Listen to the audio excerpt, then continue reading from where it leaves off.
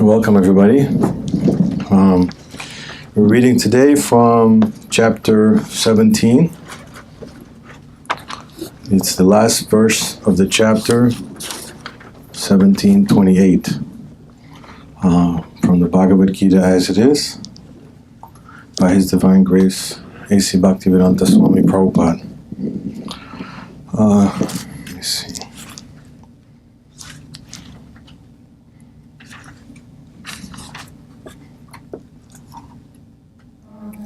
So I'll read the translation. Anything done as sacrifice, charity, or penance without faith in the Supreme, O son of Pritha, is impermanent. It is called asat and is useless both in this life and in the next.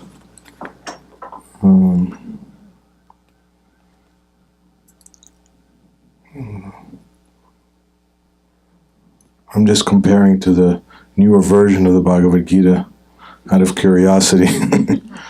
Well, it's pretty much the same. No change. Okay. Purport. Actually, maybe we can repeat the English together, line by line. Anything done as sacrifice, charity or penance, without faith in the Supreme, O son of Pritha, is impermanent. It is called asat and is useless both in this life and the next. Okay, purport. Anything done without the transcendental objective, whether it be sacrifice, charity, or penance, is useless. Therefore, in this verse, it is declared that such activities are abominable. Everything should be done for the Supreme in Krishna consciousness. Without such faith, and without the proper guidance, there can never be any fruit. In all the Vedic scriptures, faith in the Supreme is advised. In the pursuit of all Vedic instructions, the ultimate goal is the understanding of Krishna. No one can obtain success without following this principle. Therefore, the best course is to work from the very beginning in Krishna consciousness, under the guidance of a bona fide spiritual master. That is the way to make everything successful. In the conditional state, people are attracted to worshipping demigods, ghosts, or yakshas like Kuvera. The mode of goodness is better than the modes of passion and ignorance, but one who takes directly to Krishna consciousness is transcendental to all three modes of material nature. Although there is a process of gradual elevation, if one, by the association of pure devotees, takes directly to Krishna consciousness, that is the best way. And that is recommended in this chapter. To achieve success in this way, one must first find the proper spiritual master and receive training under his direction. Then one can achieve faith in the Supreme. When that faith matures, in course of time, it is called love of God. This love is the ultimate goal of the living entities. One should therefore take to Krishna consciousness directly. That is the message of this 17th chapter. Namo Vishnu Padaya Krishna Prasthaya Bhutare Srimate Bhaktivedanta Swami Iti Namine Namaste Saraswati Devi Gauravani Pachari Nirvishesha Shunnavadi Pashyata Nishatadini Vanchakalpatrubhyascha Kripa Sindhu Bhaivacha Patitanam Pavanibhyo Vaishnavibhyo Namo Namaha. Jai Shri Krishna Chaitanya Prabhu Nityananda Shri Advaita Gadadhar Shrivas Adi Gaur Bhaktavrinda. Hare Krishna, Krishna Krishna, Hare Hare, Hare Ram, Hare Ram. Anything done as sacrifice, charity, or penance without faith in the Supreme, O son of Pritha, is impermanent. It is called asat and is useless both in this life and the next. Wow. That seems pretty... When I first read this verse, I was just trying to figure out that so many people are engaged in so many activities all around the world right now, and not just on this planet, but in the entire universe, at least this one material universe and all the other material universes, everyone is engaged in either sacrifice, charity, or penance of some sort. But it's all misdirected.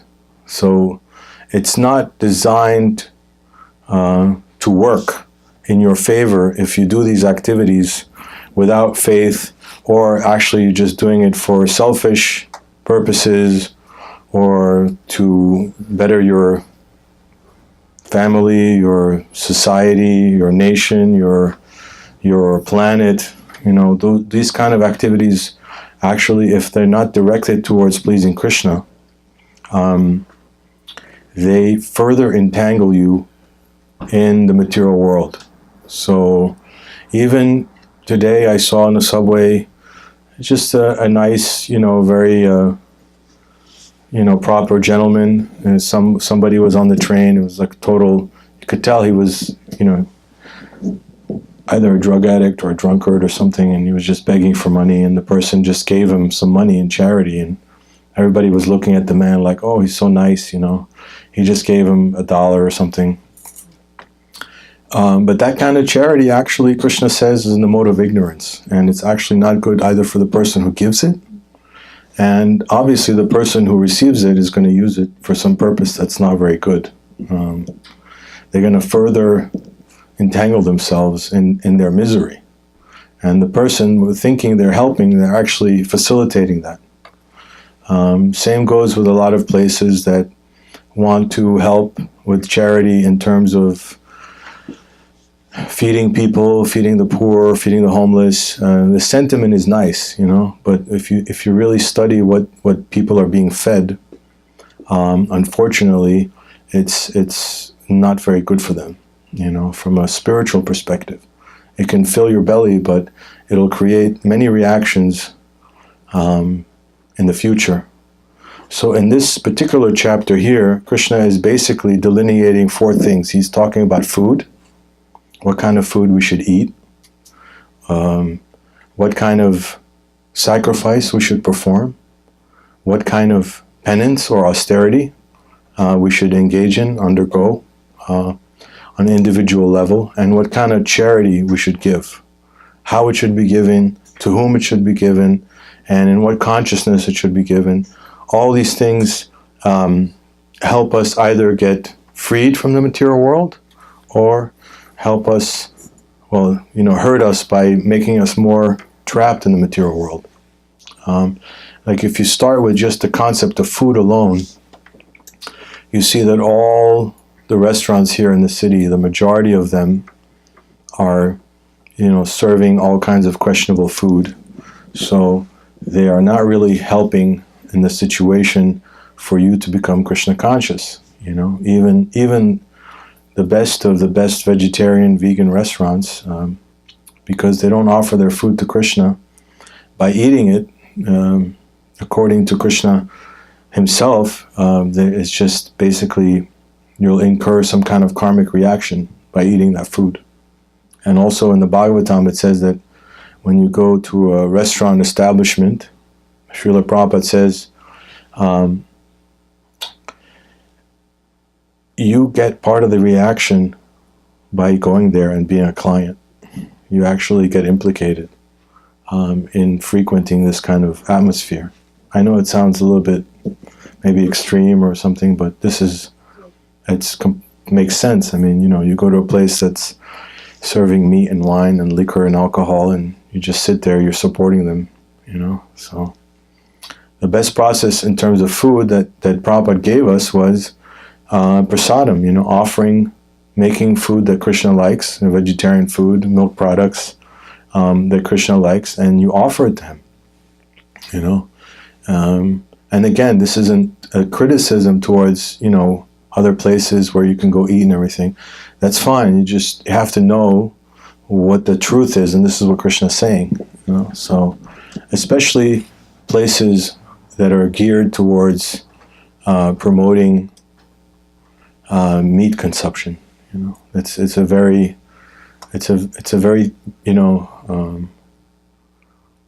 anyway, it's just not very good karma to partake in that. So if you can refrain from it, Krishna is giving you the advice. He's not forcing us to do anything.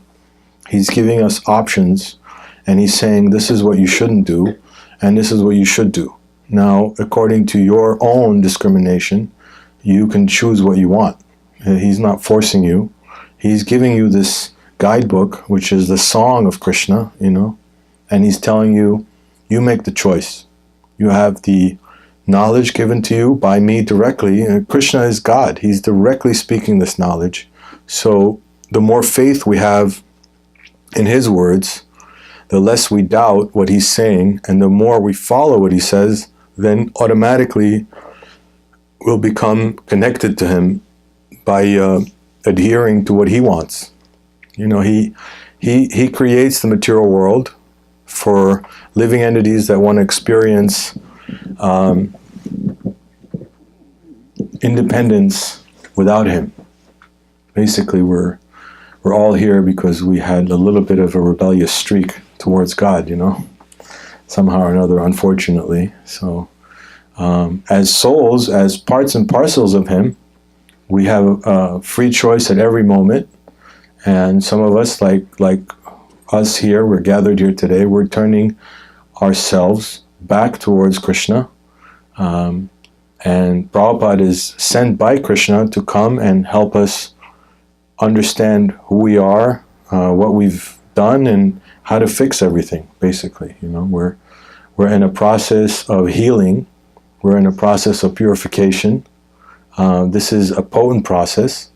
And the ultimate objective is to reach eternal happiness with Krishna, not independent, but we're all looking for happiness, everyone, whether it's someone who's on a lower planetary system, middle planetary system, upper planetary system. Every single soul in every single material universe has one objective, actually, and that objective is to be happy. That's what everybody wants. Now, happiness is defined differently for different people, but Krishna says in the Gita, and Prabhupada explains in the purport to this verse, I might need help with it. We learned it not too long ago, actually. Bhoktaram jagatapasam sarvaloka maheshwaram suhridam sarvabhutanam gyatva mam shantim richati. Yes, shantim is a key word in this verse particularly. Shanti, in most common interpretation, means peace. But here in this verse, Prabhupada translates the word shantim as relief from the pangs of material miseries. So this is what we're actually looking for.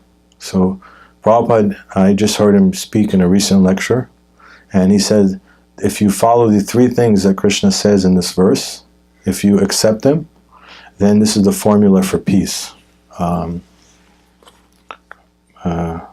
A person in full consciousness of me, knowing me to be the ultimate beneficiary of all sacrifices and austerities. That's the first one, that Krishna is the ultimate beneficiary of all sacrifices and austerities. So anything we do in our life, if we can make it somehow that it's a sacrifice for Krishna, then we're dovetailing it in a way that Krishna will be happy, and in this way we can also feel happiness because Krishna is happy. When we feel any kind of spiritual happiness in our life, in our chanting, in our activities, in our reading about Krishna, dancing or chanting in kirtan, any kind of happiness we feel, actually it's because Krishna is happy with that particular activity.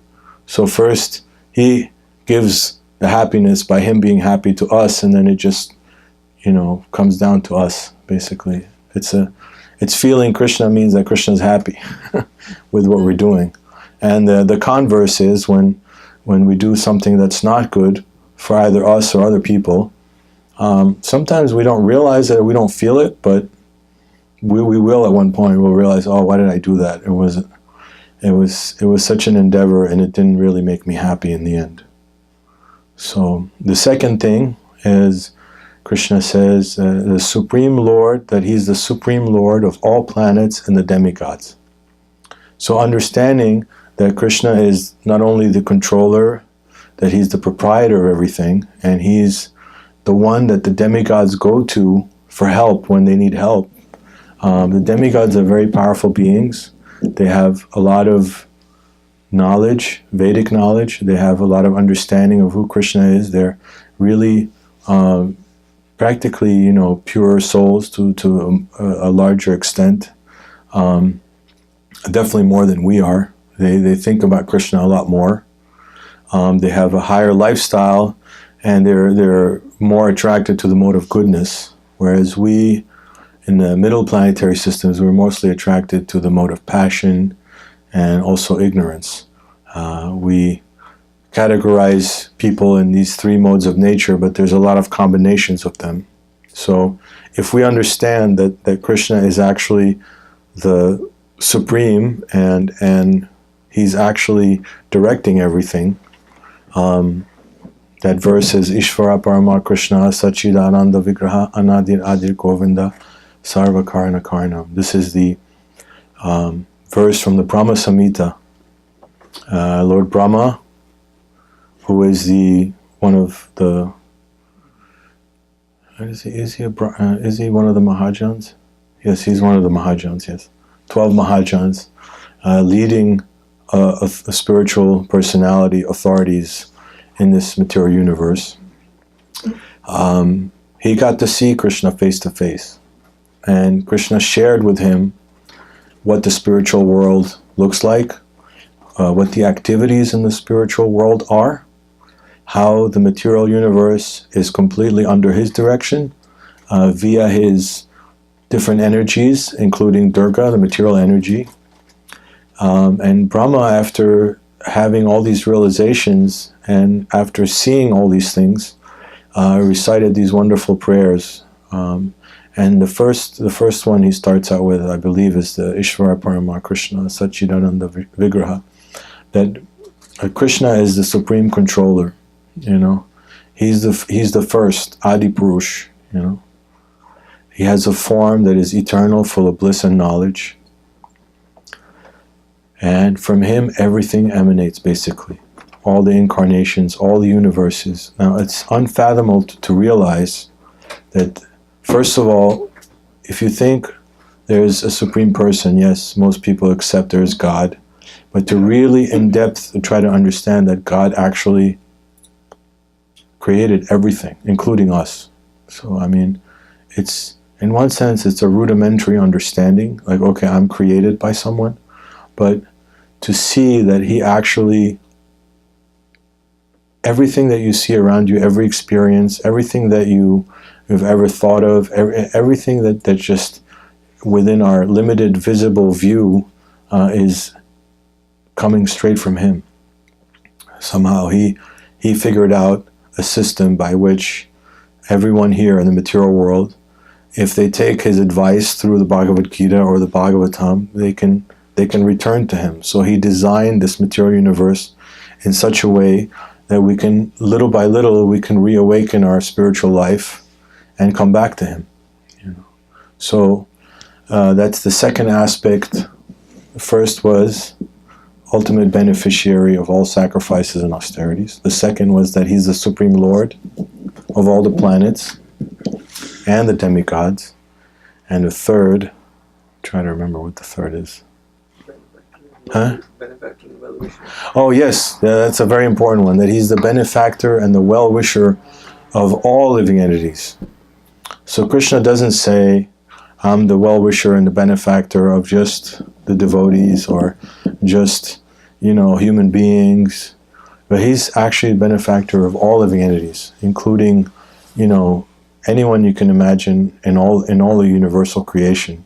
We're directly His children, so to understand the intimacy of that relation, you would need to have quite an advanced spiritual consciousness in order to understand that God is, in His capacity as a father, as a loving father, feels a deep connection to us where we can actually experience what's referred to here, the mature fruit of faith is called love of God.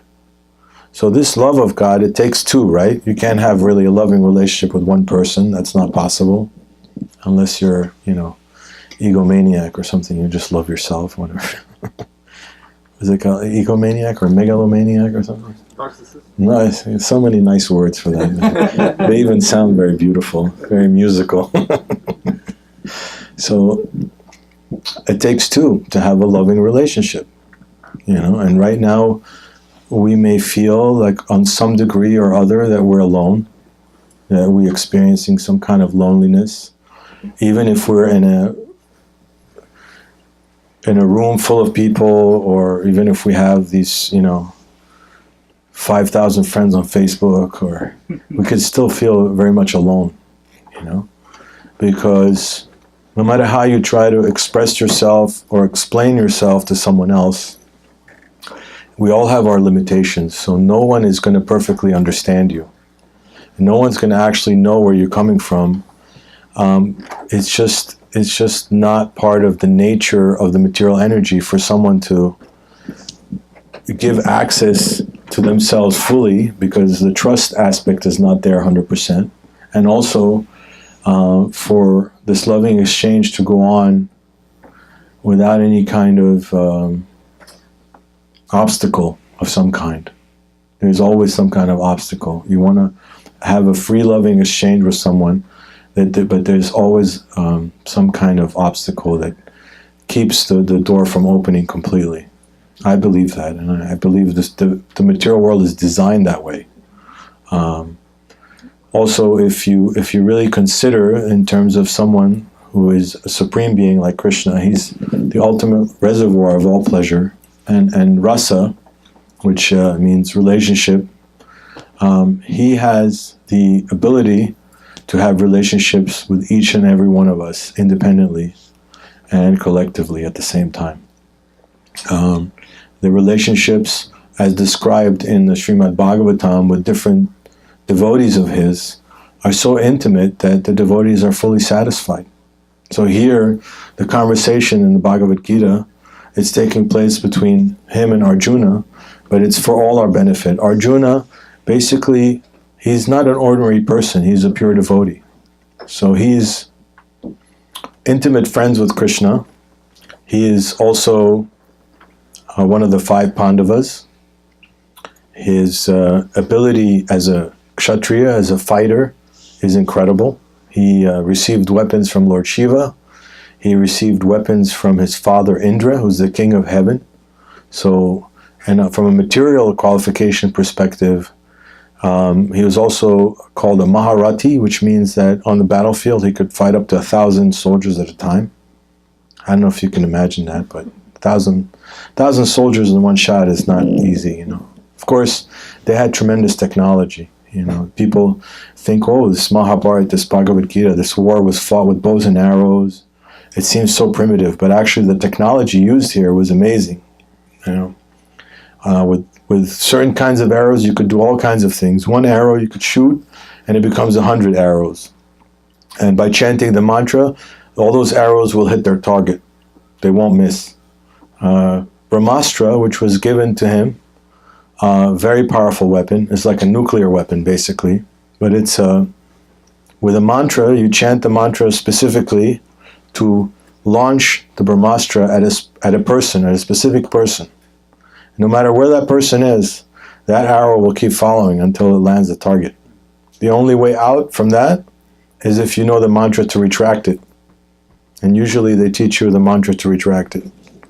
So Arjuna received this while he was training from Dronacharya. He was his, I guess you could say, warrior guru. One day he was coming out of a lake, and he saw a crocodile coming at him. And the crocodile came and grabbed him, and he started screaming. And his disciples, including Arjuna, were not far away. So they all ran over. Oh, and they were all a little flustered. What am I going to do? Our teacher is being grabbed by this crocodile. So Arjuna was the first one. Took out a bow and arrow. Within a second, he killed the crocodile. Right away. Didn't even flinch. And immediately Dronacharya was very pleased, So, okay.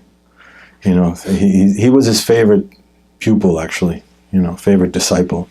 Because Arjuna could do incredible things with a bow and arrow. So at that point, he gave him the gift of the Brahmastra. Another time, he received from Lord Shiva a Brahmachira weapon. And basically different kinds of art forms were given to him by different people. How to fight, how to handle oneself. Just from a material perspective, he was very qualified. He was also son of King Pandu, so he was a prince. His name, actually, Arjuna, means shining or bright or effulgent. And he was, above all, he was cousins with Krishna also. That's another thing. So there's like intimacy of relation, and the level of devotion to Krishna that he had was, if we can imagine being best friends with God, I don't know what that is, but wow. What could be better? Your best friend. Who's my best friend? My best friend is God. Yeah, that's my best friend. It seems like hard to conceive of. You think God, automatically we have this reverential mood. We want to offer our obeisances because He gives us everything. He created everything. He's controlling everything. It's beyond understanding of our limited mind to capture what God means, actually. But we have some aspect of understanding in our consciousness, and immediately it sets a reverential mood. We see pictures and paintings of Krishna's baby pastimes, and we how cute and everything, but he's still God even as a baby. So, to really enter into that whole mood, you need to be a very, very advanced devotee to have an intimate relationship with Krishna like that.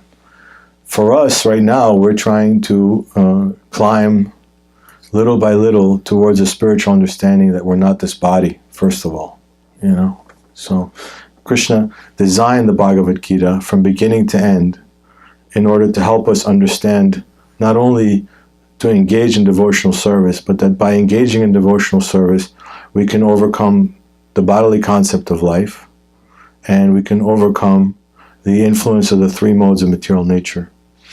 So the bodily concept of life is something that is gripping all of us, every single person, even people who are very, very advanced demigods living in the heavenly planets. They're absorbed in the fact that they think they're this body, this body here, this material body, which is here today, gone tomorrow.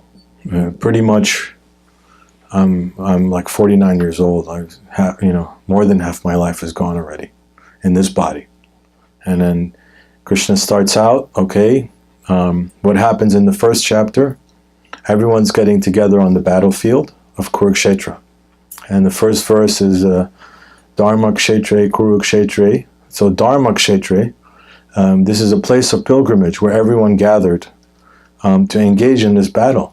It seems like a strange premise why a spiritual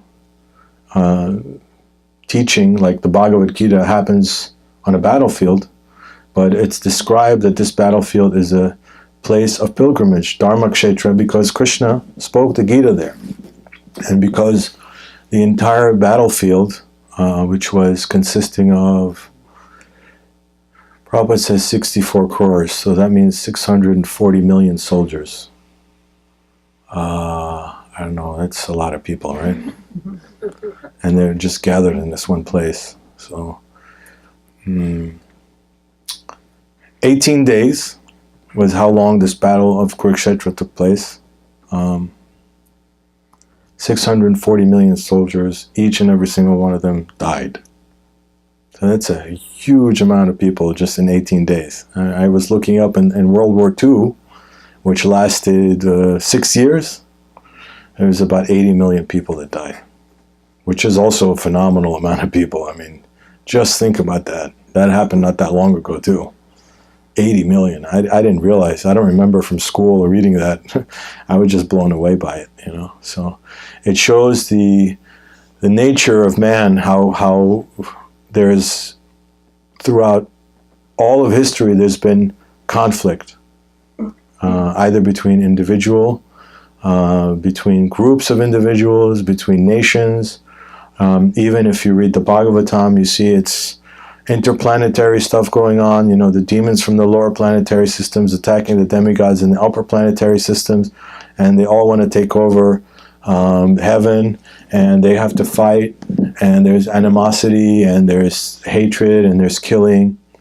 The nature of the material world is conflict. It's inescapable. If you don't have any conflict in your life, consider yourself very, very fortunate. You know, because, and also now Kali Yuga, it's the age of quarrel and confusion, and it's supposed to last 427,000 years. We're now, 432,000 years, and we're now 5,000 years in, a little over 5,000 years. So there's 427,000 years left. And if you look around you, if you hear the news, if you even just walk in the street, you can see the effect of this age has slowly begun to take over. Things are not as we would like them to be, I guess you could say it that way, right? Most people don't want to see wars and fighting and all these things. But in the case of the Bhagavad-gita, this was a fight for Dharma, for establishing Dharma, which means basically not allowing adharma or irreligion to take over the planet. So many means were taken. The Pandavas are 5 brothers, and one of them is Arjuna, who's the principal character in the Bhagavad-gita. They went to Dhritarashtra, who had basically somehow or other managed to usurp the kingdom, the throne, which was actually Bharatvarsha, which is the entire planet Earth. So, because his brother Pandu, who was the ruler, died, he took over, and the Pandavas were too young to rule the kingdom. He took over until they would get older and be able to take over, but when they got older, he said, you know what, I don't want to give it to you, I want to give it to my kids. And my son Dhritarashtra, he's my perfect kid, I want to give it to him. Now, Duryodhana and Dhritarashtra did not believe in Krishna at all, in the sense that Krishna is God, and then we said we should worship a God, and we should have, you know, some kind of religious kingdom, help the citizens. No, they just wanted everything out of greed, out of just sheer desire for power. They did not have any compassion on the citizens. They don't care what happened to the earth as long as they can be the rulers. And basically, this is a similar political mentality and political climate that we find ourselves in today. Even though many leaders would deny that accusation and would say mostly, oh yes, we're trying to look out for everybody, but it doesn't really pan out. It doesn't seem to be the case, you know, at least from what you read in the newspaper. And even if they try, the more Srila Prabhupada in one lectures, he says, I drove by the United Nations, and all I could see is that the flags are multiplying, you know, so they're united, but in their effort to unite, every effort creates disunity, and another flag goes up. So another territory, another cutting off of what used to be 5,000 years ago at the time of Bhagavad-gita. The planet was in under one king. So hard for us to imagine, but now there's so many different continents, and in those continents, so many different countries. Everything's split up. Basically, it was unavoidable. The Pandavas went up to Dhritarashtra and said, oh, well, okay, we'll share half the kingdom with you. He said, okay, I cannot give you half the kingdom. I want the whole thing. And then he said, okay, just give us 5 villages, because there's 5 Pandavas. 1 village for each. And he said, we're Kshatriyas, you know, we're fighters. We need to rule and control a little bit of space. That's our nature. That's who we are. Dhritarashtra said, no, I won't even give you enough land to fill the space of the tip of a needle. He was very arrogant, very proud.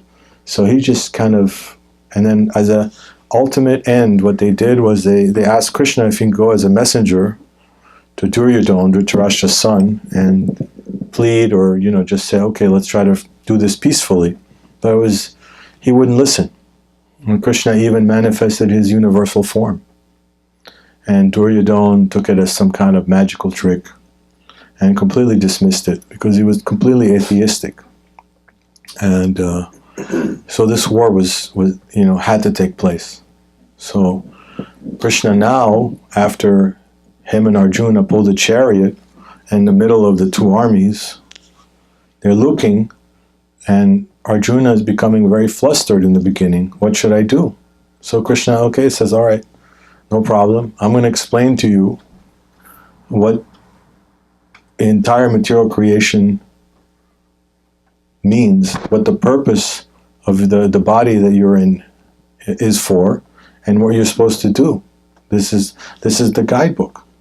Okay, he doesn't tell him to do any kind of activity which will be harmful to him. He just tells him, if you can, try to engage in some kind of devotional service to me, in whatever capacity you can. He really brings it down to something very simple, that practical, that each one of us can do on a practical level, just like the verse that we recited before, the Satatam Kirtayanto Mam, chanting Krishna's glories. Chanting is one of the main activities that we do in the Hare Krishna movement.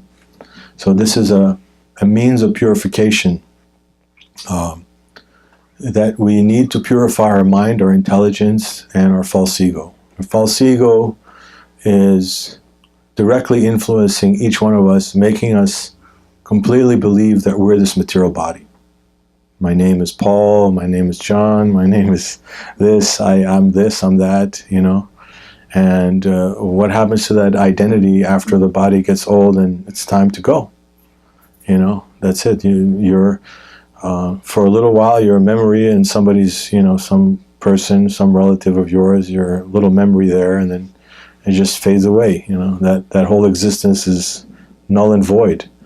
But if you use that body, which by design was given to us by material nature, who's a servant of Krishna, according to our deserve and our desire, and Krishna gave us a certain body, a certain identity, and then he said, now you have the tool by which you can cross to the spiritual atmosphere. Instead of being stuck in the material atmosphere, you can cross over to the spiritual atmosphere. So Radharani is Krishna's spiritual potency, and from her expands Lakshmi Devi, from Lakshmi Devi expands Durga Devi.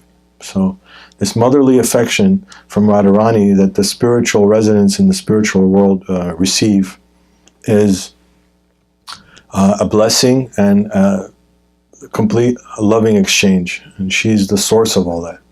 And in the Vaikuntha planets, it's Lakshmi Devi. She is also mother. And here in the material world, the dynamic changes a little bit, because the mother is there, but she's in a punishing mood. Her mood is, okay, you did something wrong, and I have to teach you how to reformat your mentality because you're not engaged properly in what God wants you to do. So the example often given is you have a little child who keeps going and wants to put their hand in the fire. And the parent says, no, don't do that. It's going to hurt. And the kid keeps looking at it, goes by, no, and then just the parent keeps saying, no, don't do it. No, don't do it. And then the kid ultimately goes and puts their hand in the fire, gets burnt, and puts their hand out automatically. So you have to get a little bit of pain before you realize that, I don't want this. So unfortunately, material nature, Durga Devi, her name means many things. One synonym or is difficult. Another one is prison. Another one is fort, like a fortress. Maya also means illusion, not this. So everything geared towards selfish desire, what we want to do for ourselves. I want immediate gratification for me. So we all have this problem to some degree or other, and we're all constantly absorbed in this mood. I'm looking for happiness. Everybody's working because they want to give either themselves, their friends, or their family, or their nation some kind of form of happiness. So that's our motivation. That's why we get out of bed every day. We're looking for happiness. But the happiness that we really can be feeling fully satisfied in is a loving exchange with Krishna. And that's what basically Krishna is trying to say. So by the 17th chapter, it's getting to be where the conversation between Krishna and Arjuna is slowly winding down.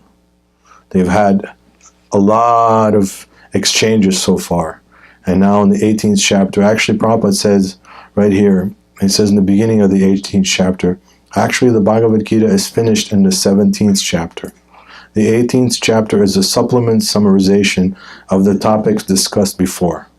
So Krishna winds it down. When you're having a conversation between two people, usually one of the two people is ready to stop the conversation. That's how the conversation ends. So Krishna, now he's winding it down. He's just, okay, I've told you all this, given you all this knowledge. Now in this chapter 18 that we're about to go into, I'm going to re-summarize everything, give you a little, mini version of what we just talked about. And then at the end, which he does, he tells Arjuna, okay, now you've heard everything. What do you think? Is it okay? Are you understanding what I just explained to you? That you're not the body, that you go through repeated different bodies and reincarnation, that you have different kinds of activities in devotional service that you can perform. Also, Krishna, he established himself as the Supreme Lord. He showed him the universal form. He also gave him different ways.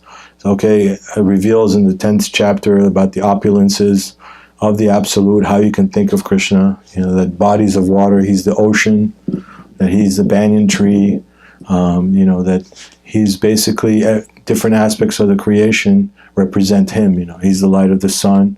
He's also the moon. All the different aspects. When we look around, we say, "Oh, this is Krishna." Directly, he's giving us all these things, from the sun to the moon. You just think about the sun in and of itself. It's I read one you can fit 1 million Earths in one sun planet, 1 million Earth planets in the sun. So the sun's pretty big. So it's giving heat, it's giving light, it's helping the food that we eat to grow. It's doing so many various things. It's almost unimaginable how we can exist without the sun. We would all die, And if the orbit of the sun is off by 1 degree in the wrong direction, everything gets burnt up. And if it's 1 degree off in the opposite direction, everything becomes frozen. So somebody is making sure that the orbit of the sun is perfect at every moment. Well, for us, this is how we can see Krishna. Okay, the food that I'm eating is actually coming from Krishna. Also, in one class, I heard was that the wood from the trees absorbs the sunlight, and the wood itself actually contains fire in that capacity. So you can just spark it and it'll light up, but the fire is already contained within the wood. And there's also in just different, thousands of years ago, the Brahminical priests, they could just chant a mantra and light the wood on fire. They didn't need a match or anything like that. So there's so many different ways that energy is stored and redistributed that we couldn't even think about ourselves. And Krishna thinks of these different ways of doing it. And then he now just basically really gives a few different summary points, but there's essentially 5 topics that are covered in this Bhagavad Gita as it is. That Krishna chose, okay, these 5 topics are what I'm going to talk about with Arjuna.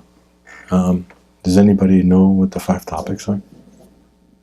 Offhand? The soul is one of them, yes. So clearly the soul, okay, understanding you're not the body, that you're the soul. That's a main subject matter of the Bhagavad Gita. Supreme Lord. Yes, the Supreme Lord, meaning that this is the relationship. You have 2 people. You have the soul and the Supreme Lord. It was the father of the soul. So this is two main important aspects in spiritual life. Prakriti. Huh? Prakriti. Material nature, Prakriti, yes. So we're here, we're surrounded by this material nature. Adaiviyesha gunamai mamamaya duratya. This is a divine energy of Krishna as this material world. And she's fully under the control of Krishna. She's not independent. She cannot give you any kind of reaction or facility in the material world without Krishna's sanction. Krishna says okay, then it's done. If he says no, then it won't happen, because she is completely subordinate to Krishna. She does not act independently. So that's a third, right? Okay. Okay, the other one is quite fascinating because it's actually, without this one aspect, it would be hard to kind of understand material nature. And this is a predominating aspect of material nature. Time, yes, Kala. So this one aspect makes it so that the material world, everything that we do, everything that we experience has a beginning, a middle, and an end. There's nothing here that lasts forever. Nothing. And this is the time principle that Krishna creates. Actually, it falls within, let me see, Sariputta one time, he gave like a really interesting explanation about how Krishna exists in the 6th dimension.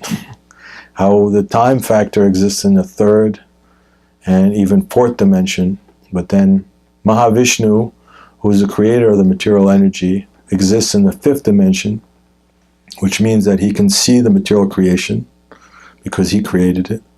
And he can also see the past, the present, and the future simultaneously. See all the living beings, all the planets in the material world, all in one view. He created all that. So, and there's proof of it in the Bhagavad Gita when Krishna manifests his universal form. Arjuna says, well, I'm seeing things that haven't happened yet. So Mahavishnu, he creates the material universes. So he has the view from a 5th dimension. And Krishna, who is the origin of everything, exists in the 6th dimension because he sees spiritual world, material world, everything all simultaneously happening, and he's completely conscious of everything. It's mind-boggling how that can be. Prabhupada says, if you understood even a little bit about Krishna, that's enough for you to basically try to get out of this material world. It's that in the purport of the verse, Janma karma chame divyam evam yovati taktvaha tyaktva deham punarjanma neti ma meti sorjana. So if you understand Krishna's birth and activities, that they're spiritual, they're transcendental, they're not material, that Krishna chooses to come and give this knowledge, then you basically, at the end of this life, you'll go back home, back to the spiritual world. It's a very nice way of Krishna encouraging us to take advantage of this knowledge. And from a practical aspect, what we can do on a daily basis is try to read Bhagavad Gita 15 minutes, half an hour, or the Srimad Bhagavatam, if we have time. Really take advantage of the knowledge, because by doing so, we come closer to Krishna, and Krishna sees, okay, out of 24 hours in a day, he's taking a half hour, she's taking half hour, 1 hour of their time to try to learn and understand about me. So as Krishna is conscious of everything and everyone, he will reciprocate with you on an individual level according to the endeavor that you put into it, you know. And even in the material world, you have a loving exchange.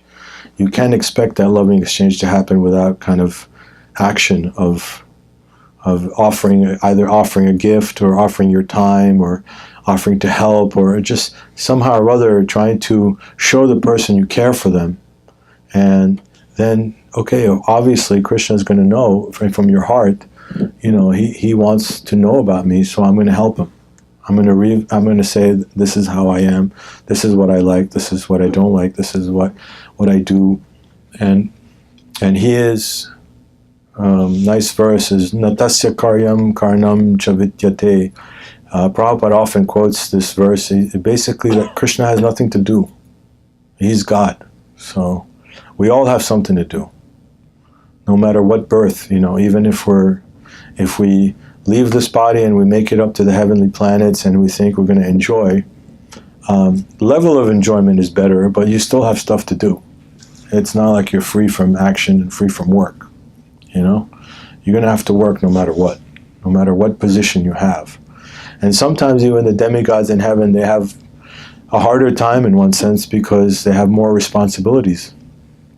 Along with the luxuries they have, they're responsible for managing many affairs of the material universe. And that's not a small thing, you know. If Krishna says you have to pour rain down on this place and you forget to do it, you're going to be in trouble, man. You know? You got to make sure you pour the rain at the right time, or, you know, the sun has to make sure that the orbit is followed perfectly. If you miss out on it, you cause chaos. Obviously, these things don't happen because Krishna assures it, but the main point to understand is that action is required by each one of us, and for Krishna, it's not.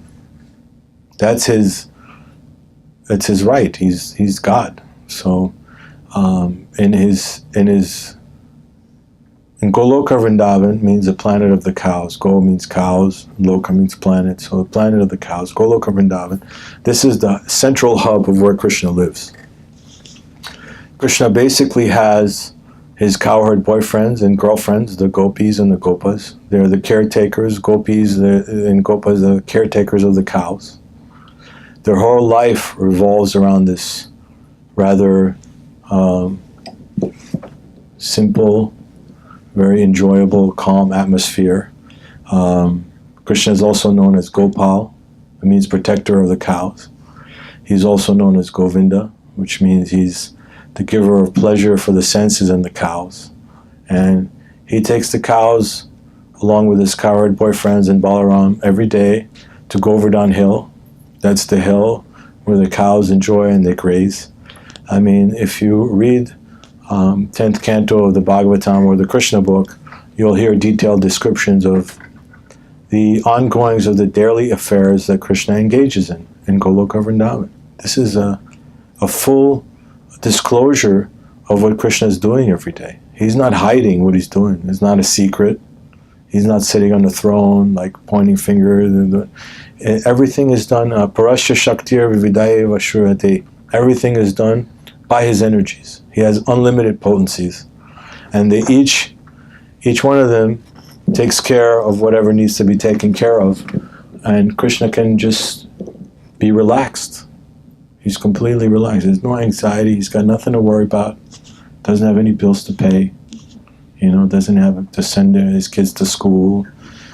He doesn't have to worry about all the activities that we worry about, you know, car insurance, home insurance, all kinds of things. Going to the DMV, waiting for a day to get your license, whatever it is, you know, waiting on the trains, and all kinds of things that we need to concern ourselves because of this material body. He has a fully blissful spiritual body. So he wants us to have that too. So it's up to us. I mean, I realize now as I get older, that time is limited, but it's up to us. We have to make the choice. We have to choose, you know, like that movie, The Matrix, you know, they're giving the guy two choices, you know. choose between the matrix world or the quote-unquote real world that they're presenting, which is also kind of hellish, not very nice. So, Krishna is giving us a choice. Come back home or stay here perpetually. The material universe is bhutva praliyate, is constantly being created, maintained, and annihilated. Created, maintained, and constantly. Just like the bodies, we get one body after another, each one taking us either from a lower to a middle to our upper planetary system, and traveling around like a merry-go-round constantly. Also, one part here, Krishna says in the Gita that you have to have the spiritual master in the purport. So you need a guide. You need someone to give you guidance.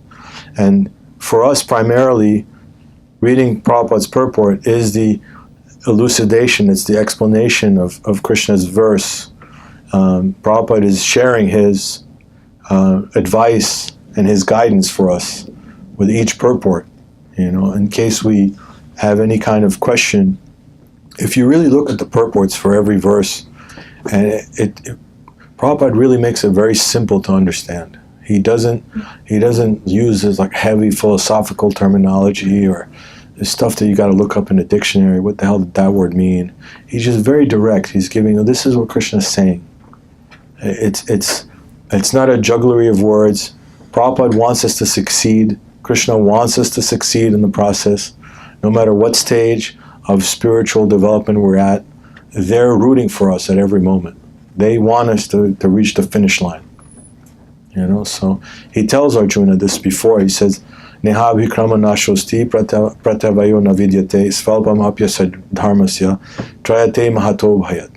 That in this endeavor, which is a spiritual endeavor, we're trying to reach Krishna. So whatever activity we do in devotional service, basically it means that we're coming that much closer to Krishna. But the most important thing Krishna says here, it protects you from the most dangerous type of fear. Now, in the Bhagavad-gita, in the purport to that verse, Srila Prabhupada says the most dangerous type of fear is, anybody know?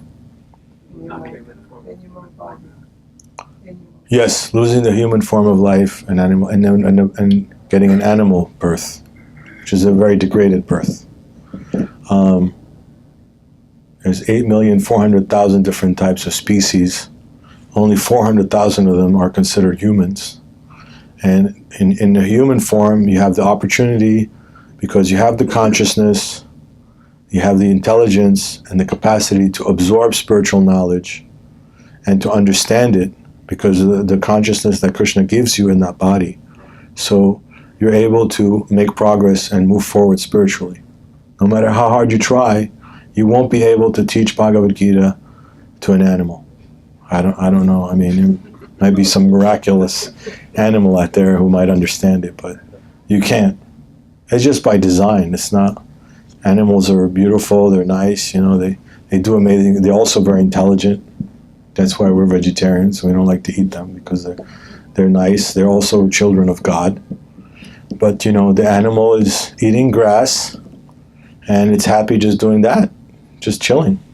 One time I was at a zoo and I just saw this orangutan in the cage. He was just sleeping. He was just hanging out. I was like, that's it. For him, that was it. He was in bliss. He didn't want to do anything else.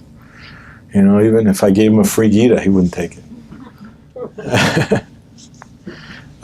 I'm almost done. 1 second. Just let me finish my train of thought. Sorry.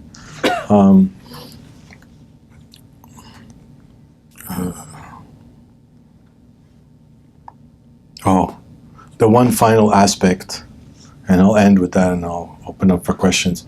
One of the fifth and last topic, I don't know if we covered that, from the Gita. Anybody know? Oh, there you go. Elena's on point.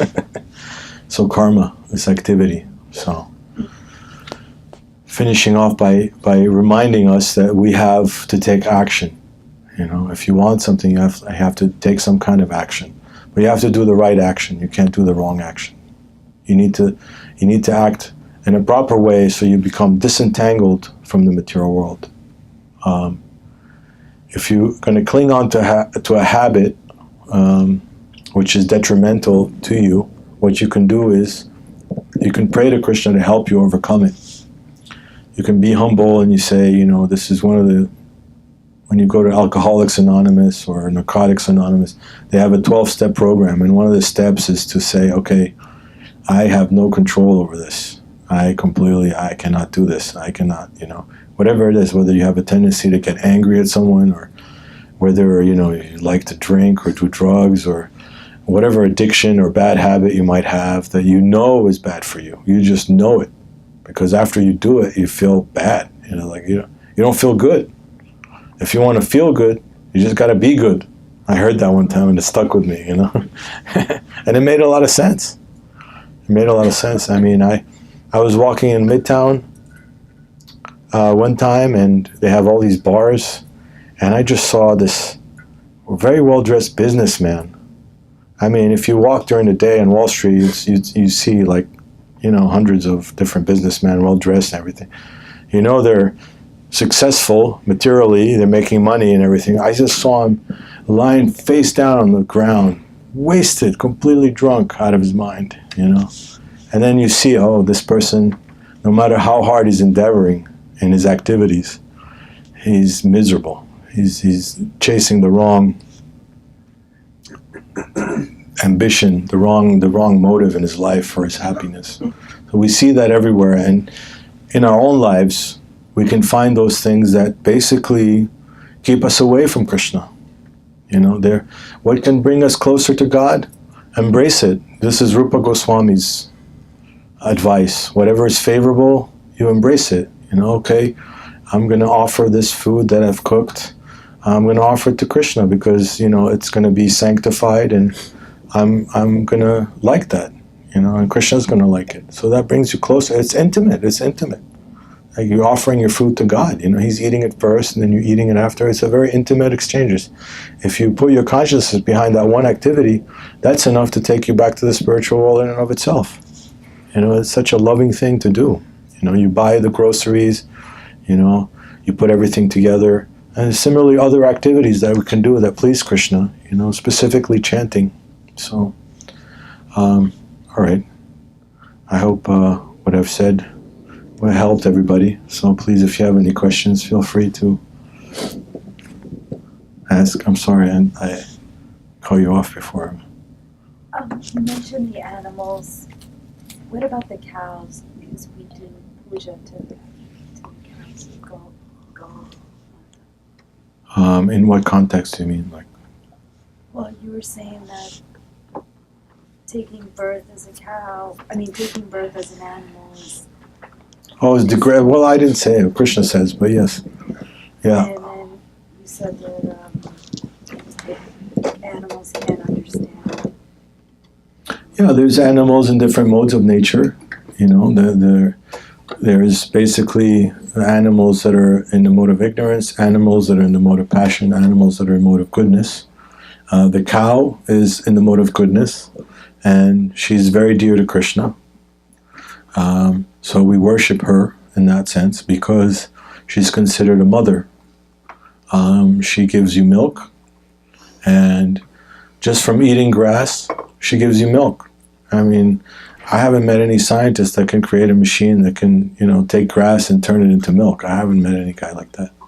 That would be pretty phenomenal if they could do that. But this is a machine. Cow's body is specifically given by Krishna in order to give this purpose, And Prabhupada often says milk is the miracle food. And milk is supposed to help the brain, and specifically in terms of understanding spiritual knowledge. There's a connection there. Of course, nowadays, the opposite is happening with the cows. Very few cows are actually worshipped. They're used for a wrong purpose. So that's unfortunate. But Prabhupada, by offering the teachings of Srimad Bhagavatam and Bhagavad-gita, various places he mentions cow protection. And yes, I mean, it's, in one sense you could say it's not a terrible birth, but being an animal is not that great, no matter what animal body you get, It says that human beings who are in the mode of goodness, they used to be in a cow body before, and they moved to a human body in the mode of goodness. So it's one of the final animal bodies you can get in terms of evolutionary scale before you come to a human body. There's also, what is it, the tiger and the monkey, and basically there's the tiger, the passion one, yeah, and the monkey is troublemaker. Was it? Oh, there was something really funny that, yeah, I think the monkey would fall into this category. That's pretty funny, but I read this today.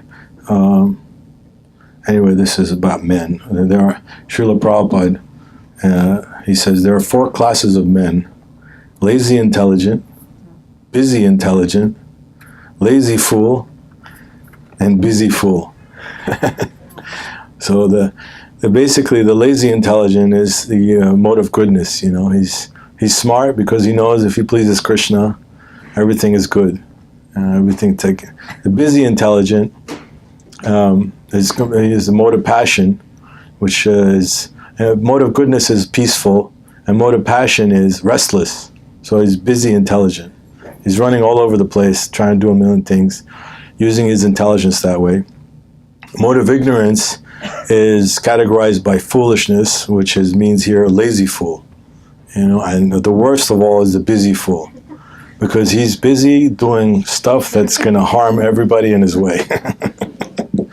You know, there's so many examples in the world today of this kind of busy foolishness, which is we're doing so much to create so many different weapons that'll just wipe out so many people in one shot.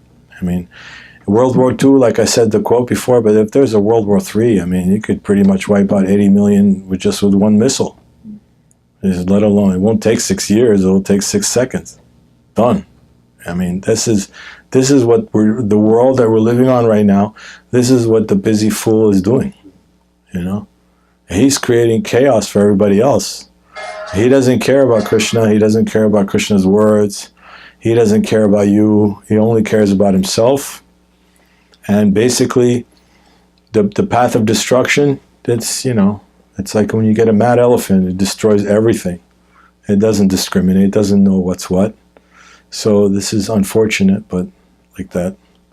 Any other questions? Oh, Raphael? Yeah, thank you so much, Kaliya. You talk about the yugas. You're welcome. I didn't give the answer yet, but you're welcome. But you talk about the yugas. Now we are in Kali Yuga, which is Yes. the darkest age.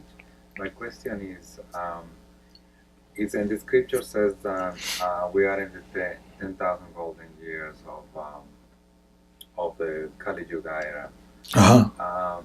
And he says also that sooner or later, every single town in this earth is going to be, some way or another, into Krishna consciousness. Yes. It seems very far-fetched as the way things are right now, than these 10,000 years of these golden years are going to take hold.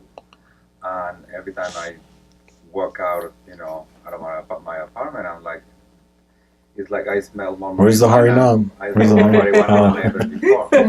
So, it's better than alcohol, I think. So my question is, I know that we are in a progressive path towards Krishna consciousness, but what would it take for this to explode into a higher consciousness? Well, I mean, firstly is we just finished celebrating 50 years of ISKCON just recently. So 50 years is not so much in comparison to 10,000 years. The reference I remember hearing is Prabhupada said that his books will be the law books for the next 10,000 years. He said that. And then there's one other explanation I heard was that little by little the movement will grow towards reaching a peak on this planet where Krishna consciousness movement will be predominant. It doesn't mean that it'll take over every single part of the world completely. There will still be people who don't want to be part of the Krishna consciousness movement. and then as the middle part of 5,000 years, goes towards the 10,000, slowly it'll start decreasing again. That's one understanding that I had. The other is in scripture. There's a verse called maybe someone can help me with it. Kaliya Krishna Rajan. What's the other? Oh, kirtanad eva krishnasya mukta sangam param vrajet. So if you want the ultimate liberation in this age of Kali, it's full of faults. Kaliya doshani de rajan. Kirtanad eva krishnasya. Engage in Krishna kirtan. So by engaging in Krishna kirtan, you can go above the influence of Kali Yuga. And this is the greatest gift in Kali Yuga, that by doing this one activity, now Prabhupada has established Krishna consciousness all over the world.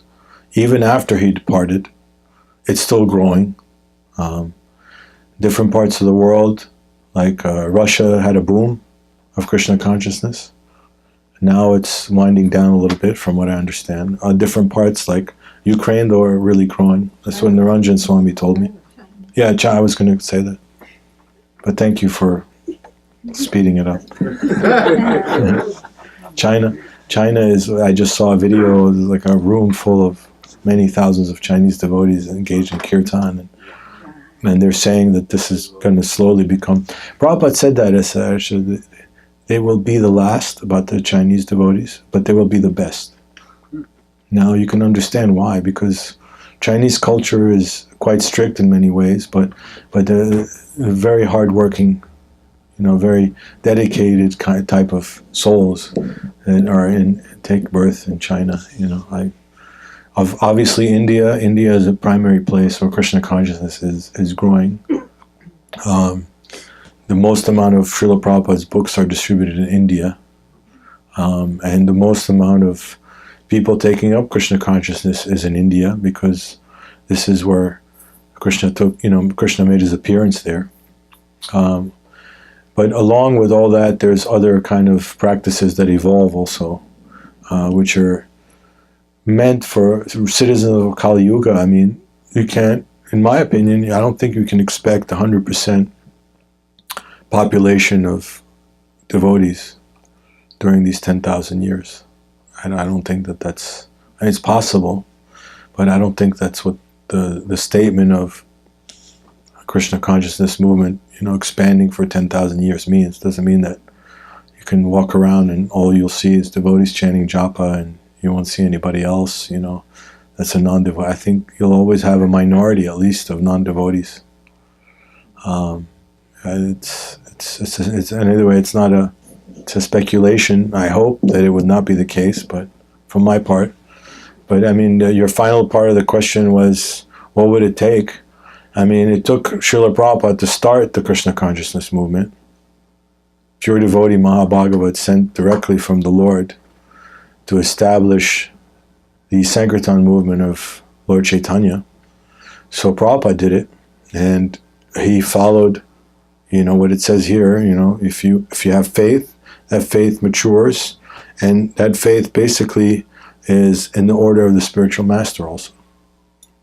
So really what it would entail would be to have another pure devotee acharya like Srila Prabhupada to come, or more than one, several, and to continually expand the movement that way. In our disciplic succession, there are many different personalities who came. Srila Prabhupada's guru, Bhaktisiddhanta, practically single-handedly started the Gaudiya Math in India. There's a very nice book called Bhaktisiddhanta Vaibhava. Explains how he opened 64 different Gaudiya Maths. He had 60,000 disciples. He really re-established Lord Chaitanya's Sankirtan movement in India on a wide scale. And then Srila Prabhupada took from there and expanded it to the West, according to his order. So there's a system in play that's that Krishna's in charge of. If Lord Chaitanya says every town and village, this is some of Srila Prabhupada's godbrothers. When he wanted to come here, they dissuaded him. They said, "You can't go there. Why do you want to go there?" And I said, "Well, look, even if you don't believe me, why don't you believe Lord Chaitanya? Every town and village." Oh, this means that back when Bharatvarsha was the entire planet, every town and village actually means India. It doesn't mean the rest of the world. They were just really not attuned to what Lord Chaitanya wants. Is every single one of us comes from a different background, and we've taken up Krishna consciousness. So anyway, I would say it'll grow, but I don't think it'll completely take over. I don't know. It's a speculation. It's a good question. You can ask somebody more senior who might have a better answer for you. Any other questions? Question number 2 from you. What can we do to protect cows? Well, it's being done little by little right now, especially in India. There's several places that are goshalas from different temples, taking in cows and giving them a life that's not going to end in a horrible slaughter. So they're protecting the cows that way. There's Vrindavan, Mayapur, there's so many others. Care for Cows. Care for Cows takes in a lot of the stray cows that are lost and heals them and brings them back to health. And obviously being a vegetarian, so you're not partaking in the slaughter of the animal. So obviously also just being a little bit more Krishna conscious in our life. We can understand that if we offer milk to Krishna, then the cows benefit. Prabhupada said that several times. He knew that the ideal is ahimsa cows, cows that have a life where they're not going to be slaughtered. But if you buy milk and dairy products, if you offer them to Krishna, still those cows benefit. I think by increasing Krishna consciousness in the world and helping people become lovers of Krishna automatically, because Krishna is Govinda, you're going to have affection for cows and you're going to want to automatically, the cow protection will come. It's an important question actually, because Namo Brahmanya Devaya Go Brahmana Hitaya Cha. So before the Brahmins, even the cows come. So Krishna is really attached to the cows. So, did you have any ideas? I know you're very active in that field. So.